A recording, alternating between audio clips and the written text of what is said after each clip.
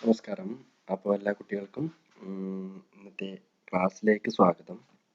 നമ്മൾ ഒന്നാമത്തെ ചാപ്റ്റർ കഴിഞ്ഞ് രണ്ടാമത്തെ ചാപ്റ്ററിലേക്ക് എത്തിയിട്ടുണ്ട്. ഓക്കെ, രണ്ടാമത്തെ ചാപ്റ്ററാണ് ഇപ്പോൾ കണ്ടിന്യൂ ചെയ്തിട്ടുണ്ട്. പക്ഷേ കഴിഞ്ഞ എക്സാം നടത്തിയതിന് ശേഷം എനിക്ക് തോന്നി ഒന്നാമത്തെ ചാപ്റ്റർ ഒന്നും കൂടി എടുക്കുന്നത് കുറച്ചും കൂടി ഗുണകരമായിരിക്കും തോന്നി. കാരണം നിങ്ങൾക്ക് ഈ എഞ്ചിനീയറിംഗ് ഡ്രോയിങ് എന്ന സബ്ജക്റ്റ് പല കുട്ടികൾക്കും വ്യക്തമായി മനസ്സിലായിട്ടില്ല. എന്താണ് എഞ്ചിനീയറിംഗ് ഡ്രോയിങ്? നിങ്ങളുടെയൊക്കെ മനസ്സിൽ വിചാരം സാധാരണ ഡ്രോയിങ് വരയ്ക്കുന്നില്ലേ, അതാണെന്ന് പലരും വിചാരിച്ചില്ല. പക്ഷെ അങ്ങനെയല്ല, അതല്ല എഞ്ചിനീയറിംഗ് ഡ്രോയിങ്. അതൊന്നും കൂടി ഡീപ്പായിട്ട് എങ്ങനെയാ മനസ്സിലാക്കി തന്നെ പോകാം. കാരണം 8ാം ക്ലാസ്സിൽ ഈ സബ്ജക്റ്റ് ആദ്യമായി പരിചയപ്പെടുകയാണ്. അപ്പോൾ അതിൻ്റെ ഏറ്റവും ഏറ്റവും ബേസിക് ഈ ചാപ്റ്ററിൽ, അതായത് ഒന്നാമത്തെ ചാപ്റ്റർ മുതലാണ് തുടങ്ങുന്നത്. അപ്പോൾ എന്ത് ചെയ്യാം, വ്യക്തമായി ക്ലാസ് മനസ്സിലാക്കി തന്നെ മുന്നോട്ട് പോവുക. അപ്പോൾ കുറേ കുട്ടികൾക്ക് മനസ്സിലായിട്ടുണ്ട്, പലർക്കും മനസ്സിലായിട്ടില്ല. അപ്പോൾ എല്ലാവർക്കും വേണ്ടി ഞാൻ ഈ ക്ലാസ് ഒന്നും കൂടി എടുക്കുകയാണ്. കുറച്ച് ഡീപ്പായിട്ടൊന്നും എടുക്കുന്നില്ല, എന്നാലും അതായത് ഒന്നും കൂടി മനസ്സിലാവാത്ത കുട്ടികൾക്ക് മനസ്സിലാവാൻ വേണ്ടി ഉള്ളൊരു രീതിയിൽ എടുക്കാം. നോക്കാം, നമുക്ക് ടോപ്പിക്കിലേക്ക് കിടക്കാം. എഞ്ചിനീയറിംഗ് ഡ്രോയിങ് അല്ലേ. എന്താണ് എഞ്ചിനീയറിംഗ് ഡ്രോയിങ് എന്ന് പറയുന്നത്? Engineering drawing is A universal language. ഒരു ലാംഗ്വേജ് ആണ് എഞ്ചിനീയറിംഗ് ഡ്രോയിങ്. ലാംഗ്വേജ് എന്ന് പറഞ്ഞാൽ എന്താണ്? ഇപ്പോൾ മലയാളം, ഞാൻ പറയുന്ന കാര്യം നിങ്ങൾക്ക് മനസ്സിലാവുന്നുണ്ട്, നിങ്ങൾ പറയുന്ന കാര്യം എനിക്ക് മനസ്സിലാവുന്നുണ്ട് അല്ലേ. ഇംഗ്ലീഷ് ആണെന്നുണ്ടെങ്കിൽ എന്താണ്? ഇംഗ്ലീഷ് അറിയുന്നവർക്ക് മനസ്സിലാവും, അറിയാത്തവർക്ക് മനസ്സിലാവുമോ? ഇല്ല. അപ്പം അതേപോലെയാണ് ഡ്രോയിങ് എന്ന് പറയുന്നത്. അതൊരു ലാംഗ്വേജ് ആണ്. ആ ലാംഗ്വേജ് ഡ്രോയിങ് അറിയുന്ന ഏതൊരു വ്യക്തിക്കും അത് മനസ്സിലാവണം. ഞാനൊരു ഡ്രോയിങ് വരച്ചാൽ നിങ്ങൾക്ക് എന്താണെന്ന് അത് മനസ്സിലാവണം. ഡ്രോയിങ് എന്ന് ഉദ്ദേശിക്കുന്നത് തത്തയോ പൂച്ചയോ വരക്കുന്നതല്ല, മനസ്സിലാക്കാം. അതുപോലെയാണ് പലരും എക്സാം സബ്മിറ്റ് ചെയ്തിട്ടുണ്ടായിരുന്നത്. പെന്നുകൊണ്ട് വരച്ചിട്ട് സബ്മിറ്റ് ചെയ്തിരുന്നു, ഫ്രീ ഹാൻഡിൽ വരച്ചിട്ട് സബ്മിറ്റ് ചെയ്യുന്നു, വരയിട്ട ബുക്കിൽ വരച്ചിട്ട് സബ്മിറ്റ് ചെയ്തിരുന്നു. ഇതൊക്കെ പൊട്ടത്തെറ്റാണ്. ആരുടെ മുമ്പിൽ അങ്ങനെയൊന്നും ചെയ്യരുത്. അങ്ങനെയൊക്കെ ചെയ്താൽ ക്ലാസ് എടുത്തത് മനസ്സിലായിട്ടില്ല എന്നേ വിചാരിക്കും. ഓക്കെ, നമുക്ക് പോർഷനിലേക്ക് കിടക്കാം. എന്താ പറയുന്നത് ഒരു ലാംഗ്വേജ് പറഞ്ഞു അല്ലേ. അപ്പോൾ നമുക്ക് ലാംഗ്വേജിന് അറിയാം, ഗ്രാമർ ഉണ്ടല്ലേ. ഇംഗ്ലീഷിന് ഗ്രാമർ ഉണ്ട്, എല്ലാ ലാംഗ്വേജിനും ഗ്രാമർ ഉണ്ട്, മലയാളത്തിന് ഗ്രാമർ ഉണ്ട്. മലയാളത്തിൻ്റെ ഗ്രാമറിലേക്ക് ഇറങ്ങിയാൽ PSCക്ക് പഠിക്കുന്ന ഏട്ടന്മാരുണ്ടെങ്കിൽ അവരോട് ചോദിച്ചാൽ മതി അതിൻ്റെ ഗ്രാമർ എങ്ങനെയാണെന്ന്. ഒന്നും മനസ്സിലാവില്ല, നമ്മൾ ഗ്രാമർ ഇല്ലേ നമ്മളിപ്പോൾ മലയാളം വർത്താനം പറയുന്നു. ഓക്കെ, നമ്മൾ അതിലേക്കൊന്നും കിടക്കുന്നില്ല. നമ്മൾ ഇതിൻ്റെ ഡ്രോയിങ്ങിൻ്റെ ഗ്രാമർ പഠിക്കാം. ഓക്കെ, ഡ്രോയിങ്ങിൻ്റെ ഗ്രാമർ എന്ന് ഉദ്ദേശിച്ചത് എന്താണ്? ഇതിന് ഒരു സ്റ്റാൻഡേർഡ് ഉണ്ട്, ഒരു റൂൾസ് ഉണ്ട്. ആ റൂൾസ് വെച്ചിട്ട് ഇത് വരച്ചൂടും, അല്ലെങ്കിൽ റൂൾസ് വെച്ചിട്ട് ഇത് നമുക്ക് എക്സ്പ്ലെയിൻ ചെയ്തോളൂ. Okay, every language has it's own rules of grammar. Similarly, engineering drawing has various rules and regulations for the construction of drawing. The standard and rules published by the Bureau of Indian Standard, BIS അല്ലെ. BIS എന്ന് കേട്ടിട്ടുണ്ടാവും, സ്വർണത്തിന്റെ പരസ്യത്തിലെല്ലാം കേട്ടിട്ടുണ്ടാവും. BIS എന്താ പറയുന്നത്? Bureau of Indian standards four preparing engineering drawing is a followed here. Accuracy and neatness are the essential requirement of a good drawing. എന്താ പറയുന്നത്? ആക്യുറസിയും നീറ്റും ആണ് ഒരു ഡ്രോയിങ്ങിൻ്റെ എസെൻഷ്യൽ റിക്വയർമെൻറ്റ് പറയുന്നത്. ഇത് രണ്ടുമാണ് നിങ്ങൾക്കില്ലാത്തത്.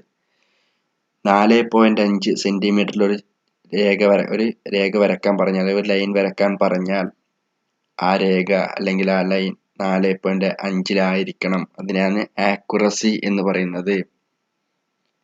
നീറ്റ് എന്ന് പറഞ്ഞാൽ അറിയാം അല്ലേ. ഒരു ചിത്രം വരച്ചു മായ്ച്ചു, ചിത്രം വരച്ചു മായ്ച്ചു, ചിത്രം വരച്ചു മായ്ച്ചു. പലരും അങ്ങനെയാണ് വരക്കുന്നത്. അതല്ല ഡ്രോയിങ്. മനസ്സിലാക്കുക, ആക്യുറസിയും നീറ്റ്നെസ്സും ആണ് എന്താണ് ഒരു നല്ലൊരു ഡ്രോയിങ്ങിൻ്റെ ലക്ഷണം എന്ന് പറയുന്നത്. അത് കാണുമ്പോൾ നമുക്ക് മനസ്സിലാവണം. പലരും വിചാരിക്കുന്നുണ്ടാവും, എനിക്ക് പണ്ടേ ചിത്രം ഒന്നും വരയ്ക്കാൻ അറിയില്ല, അതുകൊണ്ട് ഈ ഡ്രോയിങ്ങിൻ്റെ സബ്ജക്റ്റ് എനിക്കൊന്നും അറിയില്ല. നമ്മൾ ഫ്രീ ഹാൻഡിൽ വരയ്ക്കുന്ന ചിത്രമല്ല, സ്കെയിലും പെൻസിലും യൂസ് ചെയ്തിട്ട് വരയ്ക്കുന്ന എഞ്ചിനീയറിംഗ് ഡ്രോയിങ്ങിൻ്റെ ചിത്രമാണ്. ഓക്കെ, സാധാരണ നമ്മൾ കൈകൊണ്ട് വരയ്ക്കുന്ന കഴിവല്ല, ഒരാളുടെ ജനിക്കുമ്പോൾ കിട്ടുന്ന കഴിവല്ല. പലർക്കും ഡാൻസ് കളിക്കാൻ, പലർക്കും ജനിക്കുമ്പോഴേ പാട്ട് പാടാനൊക്കെ കഴിവൊക്കെ ഇല്ലവരുണ്ട്. പക്ഷെ ആ ഒരു കഴിവല്ല ഇവിടെ നമ്മൾ ടെസ്റ്റ് ചെയ്യുന്നു. ഇവിടെ എന്താണ്, ഇതൊരു സാധാരണ ഒരു സബ്ജക്റ്റ്, അതായത് നമ്മൾ സാധാരണ ഒരു സബ്ജക്റ്റ് പഠിക്കുന്നില്ലേ, അതേപോലെ പഠിക്കുന്ന ഒരു സബ്ജക്റ്റാണ് എഞ്ചിനീയറിംഗ് ഡ്രോയിങ്. നോക്കാം, ഇമ്പോർട്ടൻസ് ഓഫ് എഞ്ചിനീയറിംഗ് ഡ്രോയിങ്. എന്തിനാണ് എഞ്ചിനീയറിംഗ് ഡ്രോയിങ്? ഇവിടെ നോക്കിയേ, ഇത് പറഞ്ഞിട്ടുണ്ട് അല്ലേ. Mechanical, production, automobile, aeronautical, chemical, marine and electrical engineering. അല്ലെ? ഇതിനൊക്കെ ഡ്രോയിങ് ആവശ്യമാണ്. അപ്പൊ നിങ്ങൾ എന്തെന്നാണ് ഈ ഡ്രോയിങ് അല്ലെ? നമ്മൊരു മെഷീൻ അല്ലെങ്കിൽ ഒരു വണ്ടി ഉണ്ടാക്കുന്നത്, അല്ലെങ്കിൽ ഒരു കാർ ഉണ്ടാക്കുന്നത്, അല്ലെങ്കിൽ എന്തെങ്കിലും ഒരു മെഷീൻ എന്തെങ്കിലും ആയിട്ട് ഉണ്ടാക്കുന്നു. അത് ഉണ്ടാക്കുന്ന സമയത്ത് ഫസ്റ്റ് എന്ത് ചെയ്യും? ഫസ്റ്റ് തന്നെ നമ്മൾ ഉണ്ടാക്കുമോ? ഇല്ല, നമുക്ക് അതിന്റെ നീളവും വീതിയും എല്ലാം കറക്റ്റ് കിട്ടണ്ടേ? ഒരു പാർട്സിന്റെ എല്ലാ ഭാഗവും കിട്ടണ്ടേ? അപ്പൊ എന്ത് ചെയ്യും? ഫസ്റ്റ് ഡ്രോയിങ് വരക്കും അല്ലെ? ഒരു കാറിന്റെ ഒരു ഡ്രോയിങ് വരച്ചിട്ട് അത് നമ്മുടെ മുകളിൽ സബ്മിറ്റ് ചെയ്തിട്ട് ഇത് അപ്ലിക്കബിൾ ആണോ അല്ലെങ്കിൽ യൂസ്ഫുൾ ആണോ എന്ന് അറിഞ്ഞിട്ടാണ് ഫൈനലി ഒരു പാർട്സ് ഉണ്ടാക്കുന്നത്. ഇപ്പൊ ഏതൊരു പാർട്സ് ഉണ്ടാക്കുന്ന എഞ്ചിനീയറിംഗ് ഫീൽഡിൽ എന്താണ് നമ്മുടെ ഡ്രോയിങ്ങിന് അത്രമേൽ പ്രാധാന്യമുണ്ട്. നോക്കാം, നമ്മൾ വീട് കെട്ടുന്ന സമയത്ത് എന്താവും? വീട്ടിൽ പറയല്ലേ പ്ലാൻ വരച്ചു, വീടിന്റെ പ്ലാൻ കിട്ടിയ അത് പ്ലാൻ വരക്കാൻ കൊടുത്തിട്ടുണ്ട്, ഇപ്പൊ കിട്ടും. പുതിയ ഒരു രീതിയിൽ വീട് കെട്ടണം, പുതിയ പ്ലാൻ വരക്കണം അല്ലെ? അപ്പൊ എന്താണ്, നമ്മളൊരു എഞ്ചിനീയർ, നമ്മൾ പഠിച്ച എഞ്ചിനീയർ ആവാൻ പോകുന്നവരാണ്. അപ്പോൾ ആ എഞ്ചിനീയർ അയാളെ ഐഡിയയിൽ ഒരു പ്ലാൻ വരച്ചിട്ട് വീട്ടുകാർക്ക് കാണിച്ചിട്ട് ഇതൊക്കെ ഇങ്ങനെയാണ്, ഒരു റൂമിന് ഇത്ര നീളമുണ്ട്, ഇത്ര വീതിയുണ്ട്, ഇത്ര ലെങ്ത് ഉണ്ട്, അറ്റാച്ച്ഡ് ബാത്റൂമാണ്, ഹാൾ എന്ന പൊസിഷനിലാണ്, ഇതൊക്കെ എന്ത് ചെയ്യും? ഡ്രോയിങ്ങിൽ വരച്ചിട്ട് കാണിക്കും. അപ്പൊ ഇവിടേക്കാണ് ഈ എഞ്ചിനീയറിംഗ് ഡ്രോയിങ്ങിന്റെ പ്രാധാന്യം നമുക്ക് മനസ്സിലാവുന്നത്. ഓക്കെ, ഇങ്ങനത്തെ ഉള്ള കാര്യങ്ങളാണ് എന്താണ് നമുക്ക് എഞ്ചിനീയറിംഗ് ഡ്രോയിങ് എത്രമാത്രം നമ്മുടെ ലൈഫുമായി ബന്ധപ്പെട്ടിരിക്കുന്നു എന്ന് മനസ്സിലാവുന്നത്. ഓക്കെ, അല്ലാതെ കൈ കൊണ്ട് ഒരു പെന്നുകൊണ്ട് അല്ലെങ്കിൽ വരയിട്ടിട്ട് സ്ഥലത്ത് ഒരു ബുക്കിൽ ഇങ്ങനെ റഫായിട്ട് വരക്കുന്നതല്ല എഞ്ചിനീയറിംഗ് ഡ്രോയിങ്. അത് സാധാരണ ഡ്രോയിങ്. ആ ഡ്രോയിങ്ങും ഈ ഡ്രോയിങ്ങും തമ്മിൽ യാതൊരു ബന്ധവുമില്ല. നമുക്ക് നോക്കാം, ഡ്രോയിങ്ങിലെ ഇൻസ്ട്രുമെന്റ്സ് ആൻഡ് മെറ്റീരിയൽസ് എന്നുള്ളൊരു പോർഷൻ ഉണ്ട്. നോക്കാം, എന്താണ് ഡ്രോയിങ് വരക്കാൻ കുറെ ഇൻസ്ട്രുമെന്റ് ആവശ്യമാണ്. നമുക്ക് തറയിൽ വെച്ചിട്ട് ഡ്രോയിങ് വരക്കാൻ പറ്റുമോ? പറ്റില്ല. അതിൻ്റെതായ രീതിയുണ്ട്. എന്താണ്, ഡ്രോയിങ് ബോർഡ് നമുക്ക് തന്നിട്ടുണ്ട്, അതിൽ വെച്ചിട്ട് വരച്ചൂടൂ. പിന്നെന്താണ്, ഡ്രോയിങ് ഷീറ്റ് ഉണ്ട്. കഴിഞ്ഞ എക്സാമിന് പലരും വരയിട്ട ബുക്കിലൊക്കെ വരച്ചിട്ട് അയച്ചു തന്നിരുന്നു. അപ്പൊ അതല്ല, ഡ്രോയിങ്ങിന് അതിൻ്റെതായ ഷീറ്റ് ഉണ്ട്, അതിൻ്റെ അളവുണ്ട്. ടി സ്ക്വയർ ഉണ്ട്, മിനി ഡ്രാഫ്റ്റർ ഉണ്ട്, സെറ്റ് സ്ക്വയർ ഉണ്ട്, പ്രൊട്രാക്ടർ ഉണ്ട്, ഇൻസ്ട്രുമെന്റ് ബോക്സ് ഉണ്ട്, ഡ്രോയിങ് പെൻസിൽ ഉണ്ട്, ഫ്രഞ്ച് കർവ് ഉണ്ട്, സ്കെയിൽ സെറ്റ് ഉണ്ട്, എറേസർ ഷീൽഡ് ഉണ്ട്, സ്റ്റെൻസിൽ ഉണ്ട്, drawing pins, clips, adhesive tap, അങ്ങനെ എന്തൊക്കെയോ ഉണ്ട്. ഓക്കെ, ഡസ്റ്റ് ബ്രഷും ഉണ്ട്. അപ്പൊ നമുക്ക് എല്ലാം ഡീറ്റെയിൽ ആയിട്ട് പഠിക്കാം. ഓക്കെ, പേര് നിങ്ങൾ ആദ്യം കേൾക്കുമ്പോൾ ചിലവർ ആദ്യമായിട്ട് കേൾക്കുന്നവരുണ്ടാവും, വീട്ടിൽ ചേച്ചി ഏട്ടനായിട്ടും എഞ്ചിനീയറിംഗ് കഴിഞ്ഞവരുണ്ടാവും. അപ്പോൾ അവരൊക്കെ ഇതൊക്കെ കണ്ടിട്ട് പരിചിതമായിട്ടുള്ളവരുണ്ടാവും, പരിചയമില്ലാത്തവരുണ്ടാവും. നമുക്ക് എല്ലാം ഒന്നും കൂടി നോക്കാം. ഓക്കെ, എന്താണ് ഒരു drawing board is made from strips of well seasoned soft would like pine അല്ലെ? ഒരു സോഫ്റ്റ് വുഡ് ഉണ്ടാക്കിയ ഒരു ബോർഡാണ് ഡ്രോയിങ് ബോർഡ് എന്ന് പറയുന്നത്. നമുക്ക് ഡ്രോയിങ് ബോർഡ് എന്താണെന്ന് ഡീറ്റെയിൽ ആയിട്ട് പഠിക്കേണ്ട ആവശ്യമില്ല, കാരണം നമ്മൾ ഡ്രോയിങ് ബോർഡ് നമ്മൾ ഉണ്ടാക്കുന്നില്ല. ഡ്രോയിങ് ബോർഡിൽ വച്ചിട്ട് ചിത്രം വരക്കുന്ന ആൾക്കാരാണ് നമ്മൾ. ഓക്കെ, അപ്പോൾ എന്താ പറയാ, ഡ്രോയിങ് ബോർഡ് എന്ന് പറയുന്നത് മരത്തോണ്ട് ഉണ്ടാക്കിയ ഒരു ബോർഡാണ്. അതിന് വ്യക്തമായ സൈസും കാര്യങ്ങളും കൊടുത്തിട്ടുണ്ട്. അത് നോക്കാം, ഇതാ ഈ ഫിഗറിൽ കാണുന്നതാണ് ഡ്രോയിങ് ബോർഡ് പറയുന്നത്. ഇത് ഡ്രോയിങ് ബോർഡിന്റെ അടിവശമാണ്. ഓക്കെ, അതായത് ബെൻഡ് ആവാതെ നിൽക്കാൻ വേണ്ടിയിട്ട് ബാറ്റേൺസ് എന്ന് പറയുന്ന ഒരു സാധനം കൊടുത്തിട്ടുണ്ട്. ഒരു സാധാരണ ഒരു മരം പീസായിട്ട് ജോയിൻ ചെയ്തതാണ് എന്താണ് ഡ്രോയിങ് ബോർഡ് പറയുന്നത്. ഇതിന്റെ മറുവശം നല്ല നീറ്റ് ആയിരിക്കും. ഇതുപോലെയല്ല, ഇത് ഡ്രോയിങ് ബോർഡിന്റെ പിറകു വശമാണ്. നമ്മൾ വരക്കുന്ന സൈഡ് ഇതിന്റെ നേരെ ഓപ്പോസിറ്റ് ആയിരിക്കും. ഓക്കെ, ഇനി നോക്കാം ഡ്രോയിങ് ബോർഡിന്റെ സൈസ് നോക്കാം. ഡെസിഗ്നേഷൻ ഉണ്ട്, ബോർഡ് സൈസ് ഉണ്ട്, സൂയിറ്റബിൾ ഷീറ്റ് സൈസും ഉണ്ട്. ഡെസിഗ്നേഷൻ എന്ന് പറയുന്നത് ഡ്രോയിങ് ബോർഡിന് സൈസ് ഉണ്ട്. അതാണ് D0, 1, 2, 3, 4. D0 മുതൽ 4 വരെയുള്ളതാണ് ഡെസിഗ്നേഷൻ എന്ന് പറയുന്നത്. ഇത് നോക്കാം ബോർഡ് സൈസ്. ഇത് നിങ്ങൾ കാണാതെ പഠിക്കണം. അത് നിങ്ങളുടേതായ രീതിയിൽ നിങ്ങളുടേതായ റൂൾസ് വെച്ചിട്ട് നിങ്ങൾക്ക് എങ്ങനെ ഓർത്ത് വെക്കാം എന്നുള്ള രീതിയിൽ പഠിക്കണം. കാരണം നിങ്ങളുടെ ഡ്രോയിങ്ങിൽ തന്നെ തിയറി എക്സാം ഉണ്ടാവും, അതിൽ ചോദിക്കാൻ സാധ്യതയുള്ള ക്വസ്റ്റ്യൻസ് ആണ് ഇതെല്ലാം. ഓക്കെ, D0ന്റെ ലെങ്ത് അല്ലെങ്കിൽ സൈസ് എന്ന് പറയുന്നത് 1500 × 1000 × 25. അടുത്ത നോക്കിയേ, 1000 × 700 × 25. അടുത്ത നോക്കിയേ, D2 700 × 500 × 15, 500 × 350 × 15. ഇതൊരു രീതിയിൽ ഈ കോളം പഠിക്കാൻ എളുപ്പമാണ്. നടുവിലത്തെ കോളം നന്നായിട്ട് മനസ്സിലാക്കി മൈൻഡിൽ കയറ്റി വെക്കും. ഓക്കെ, ദെൻ നെക്സ്റ്റ് നോക്കാം. അതേപോലെ തന്നെ പ്രാധാന്യമുള്ളതാണ് ഡ്രോയിങ് ഷീറ്റ്. എന്താണ് ഡ്രോയിങ് ഷീറ്റ് പറയുന്നത്? Drawing sheet are available in many size, should have smooth finish and good quality. Smooth ആയിരിക്കും, നല്ല ക്വാളിറ്റി ഉള്ള ഷീറ്റാണ് ഡ്രോയിങ് ഷീറ്റ് എന്ന് പറയുന്നത്. അത് പല സൈസിലും കിട്ടുന്നുണ്ട്. പിന്നെ ഒരു കാര്യം കൂടി, size of drawing sheet recommended by Bureau of Indian Standard BIS are given table 1.2.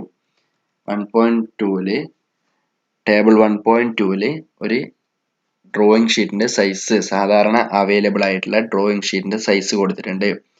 Drawing board പഠിച്ച പോലെ തന്നെ ഇതും ഇമ്പോർട്ടൻ്റ് ആണ്, ഇതും പഠിക്കണം. കാരണം എക്സാമിന് ഇതൊക്കെ ആവർത്തിച്ചു വരുന്ന ചോദ്യങ്ങളാണ്. അപ്പൊ ഇതൊന്നും ഒരിക്കലും വിട്ടുകളയരുത്, പഠിച്ചിട്ട് തന്നെ പോവാം. ഓക്കെ, ഒന്നും കൂടി നോക്കാം. The ratio of length and breadth of drawing sheet is 1:√2. Important ആണ്, ഓർത്ത് വെക്കുക. അല്ലെങ്കിൽ ടെക്സ്റ്റ് ബുക്ക് ഉണ്ടെങ്കിൽ അടിവരയിട്ട് വെക്കുക. കാരണം ഇതും എക്സാമിന് ചോദിക്കാറുണ്ട്. Generally A2 size drawing sheets used for academic purpose. നമ്മൾ സാധാരണ നമ്മുടെ അക്കാദമിക് പഠിക്കുന്ന ആവശ്യത്തിന് വേണ്ടി ഏത് ഷീറ്റാണ് യൂസ് ചെയ്യുന്നത്? A2 ഷീറ്റാണ്. A2 ഷീറ്റ് പറഞ്ഞാൽ ഏതാ? ഇതായിരിക്കും A2 ഷീറ്റ്, ഇത്ര വലുപ്പം ഉണ്ടാവും. ഓക്കെ, അത് നിങ്ങൾക്ക് സ്കൂളിൽ എത്തിയപാട് ഡ്രോയിങ് വരക്കാനുള്ളതിന് വേണ്ടിയിട്ട് A2 ഷീറ്റ് തരും. ഓക്കെ, ആ സമയത്ത് കാണാം. നമുക്ക് ഇതിന്റെ ഡെസിഗ്നേഷൻ നോക്കിയാൽ A0 മുതൽ A4 വരെ ഉണ്ട്. 5 ടൈപ്സ് ഡെസിഗ്നേഷൻ ഷീറ്റ് ഉണ്ട്. ഷീറ്റിന്റെ സൈസ് നോക്കി 1189 ഷീറ്റ് ഏരിയ പറയുന്നത് 1. അപ്പൊ ഇത് ബൈ ഹാർട്ട് പഠിച്ചോക്കെ. ഇത് പഠിക്കാൻ വലിയ പണിയൊന്നുമില്ല. ഈ സൈഡ് വാല്യൂ മാത്രം പഠിച്ചാൽ മതി. ഓക്കെ, ഇവിടെ 841 ഇല്ലാന്ന്, ഇവിടെ 841, ഈ 594 ഈ 594. ഇത് ഒരു ചെയിൻ ആണ്, അതുകൊണ്ട് പഠിക്കാൻ വലിയ പണി ഉണ്ടാവില്ല. Okay, then next T square. ഓരോന്നിലേക്ക് ഇട്ടെടുക്കാം. ടി സ്ക്വയർ എന്താണ്? T square are made from hardwood. It consists of 2 parts, namely the stock and blade, joined together at right angles to each other by means of screws and pins. ഒന്നുമില്ല, എന്താണ് ഇതിനെ stock എന്ന് പറയും, ഇതിനെ blade എന്ന് പറയും. ഇതിനെ stock എന്ന് പറയും, ഇതിനെ ബ്ലേഡ് എന്ന് പറയും. ഇത് 90 ഡിഗ്രിയിൽ ഇൻക്ലൈൻഡ് ആയാലും ജോയിൻ ചെയ്തിട്ടില്ല, സ്ക്രൂ വെച്ചിട്ട് ജോയിൻ ചെയ്തതാണ് എന്താ പറയുന്നത്? ടി സ്ക്വയർ എന്ന് പറയുന്നത്. എന്തിനാണ് ടി സ്ക്വയർ യൂസ് ചെയ്യുന്നത്? പാരലൽ ലൈൻ വരക്കാൻ. എന്താണ് പാരലൽ ലൈൻ വരക്കാൻ? Vertical line or inclined line at 30 degree, 60 degree, 45 degree to the horizontal using set square. എന്താ പറയുന്നത്? പാരലൽ ലൈൻ എന്ന് പറഞ്ഞാൽ അറിയില്ലേ? ഒരു ലൈൻ വരച്ചിട്ടുണ്ടെങ്കിൽ അതിന് പാരലൽ ആയിട്ട് വേറൊരു ലൈൻ വരയ്ക്കുന്നതാണ് പാരലൽ എന്ന് പറഞ്ഞാൽ. അതേപോലെ അതേ ലെങ്ത്തിൽ മീൻസ് ഡിസ്റ്റൻസിൽ വേറെ ലൈൻ വരയ്ക്കുന്നതാണ് പാരലൽ ലൈൻ എന്ന് പറയുന്നത്. വെർട്ടിക്കൽ ലൈൻ എന്ന് പറഞ്ഞാൽ എന്താണ്? അതിന് 90 ഡിഗ്രിയിൽ ഇൻക്ലൈൻഡ് ആണ് വെർട്ടിക്കൽ ലൈൻ എന്ന് പറയുന്നത്. ഓക്കെ, അപ്പോൾ ടി സ്ക്വയറും കഴിഞ്ഞു. അടുത്ത് നോക്കാം മിനി ഡ്രാഫ്റ്റർ. മിനി ഡ്രാഫ്റ്റർ ഈ ചിത്രത്തിൽ കാണുന്നത് പല കുട്ടികളും കാണാൻ സാധ്യതയുണ്ട്, കണ്ടിട്ടുണ്ടാവുമായിരിക്കും.